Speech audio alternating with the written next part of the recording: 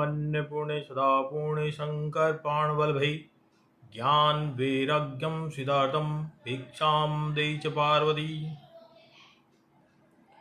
जहाँ तक मंत्र साधना मंत्र सिद्धियों की बात है, माँ दुर्गा, माँ कामाख्या, माँ पार्वती की साधना अत्यंत सरल है। वैसे तो सभी वैदिक मंत्र किले हुए होते हैं, लेकिन माँ दुर्गा, माँ कामाख्या के मंत्र किले हुए नहीं होते। अर्थात इन मंत्रों का उत्कीलन जरूरी नहीं होता। क्योंकि ये माँ का रूप है, इसलिए इससे किसी प्रकार की हानि की संभावना नहीं होती। आप बिना विधि विधान के मंत्र साधना शुरू कर सकते हैं, तब भी आपको कोई नुकसान नहीं होगा।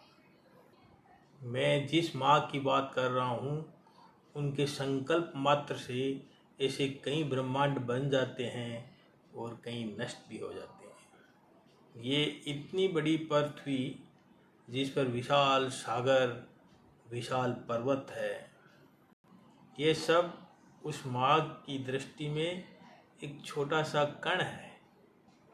मैं ये कभी नहीं सोचता कि मेरे पास घर नहीं है, जमीन नहीं है।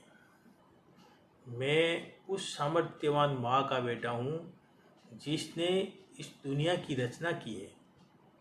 मैं ये सोचता हूँ कि इस पूरी धरती का मालिक मैं ही हूँ।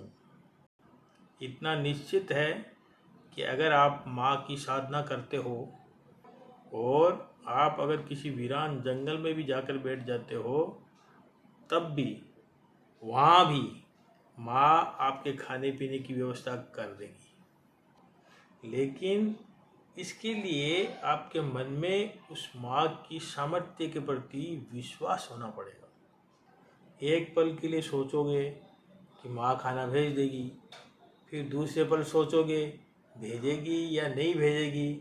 ऐसा करने से नहीं चलेगा। माँ की साधना करनी है तो उसका पुत्र बनकर करो, कभी निष्फल नहीं होगी।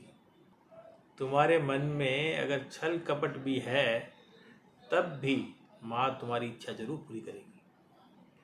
माँ के सामने पुत्र बनकर नाटक करो, अभिनय करो, माँ तुम्हारी हर बात अवश्य सुनेगी।